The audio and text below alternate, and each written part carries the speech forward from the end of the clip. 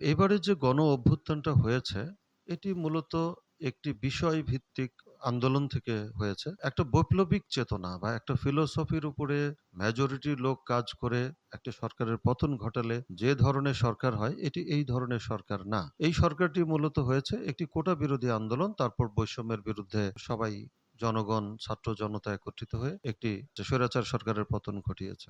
যার ফলে এখানে পূর্ব পরিকল্পিত না থাকার কারণে এই সরকারটি আসলে নাম দেওয়া হয়েছে অন্তর্বর্তীকালীন সরকার।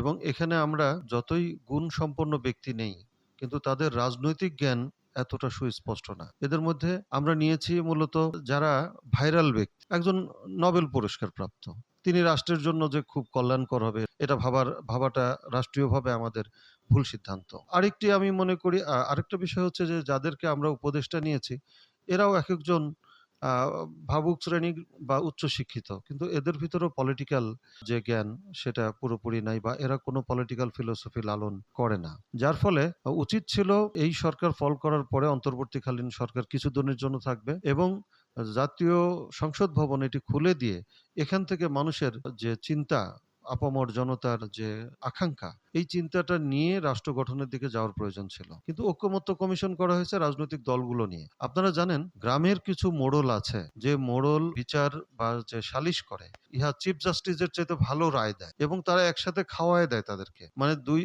দুইজন গন্ডগোল করেছে, তাদেরকে একটি নিষ্পত্তি দেয় গ্রামের মোড়ল, দিয়ে আবার একত্রে খাওয়ায় কোলাকুলি করিয়ে দেয়।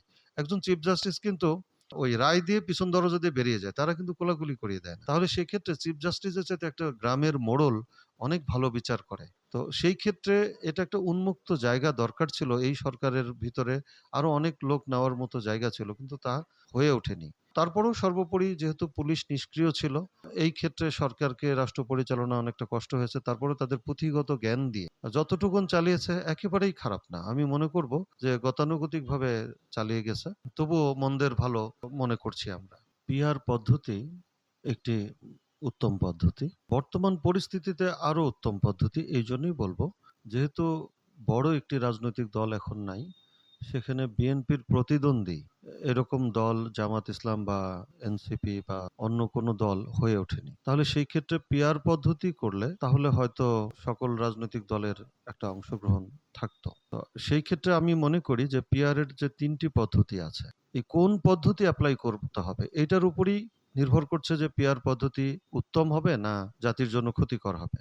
যেমন ৩০০ আসনের তালিকা যদি করে ফেলে হয়, মানে প্রত্যেকটি নিবন্ধিত দলের মাধ্যমে, তাহলে এখানে একজন এমপি নির্বাচিত হওয়ার পরেও এমপি না হতে পারেন এবং ওই আসনে অন্য জেলা থেকে আরেকজন এমপি সদস্য হয়ে যেতে পারে। এটা জাতি মেনে নিচ্ছে না। আরেকটি পদ্ধতি আছে যে যিনি ওই সংসদীয় আসন থেকে নির্বাচিত হবেন এবং ওই আসনেই সেকেন্ড হাইস্ট, তিনি যদি এমপি হন তবুও জাতি মেনে নিবে, কারণ সেটি তার আঞ্চলিক প্রতিনিধি। আর আরেকটি আছে মিশ্র পদ্ধতি।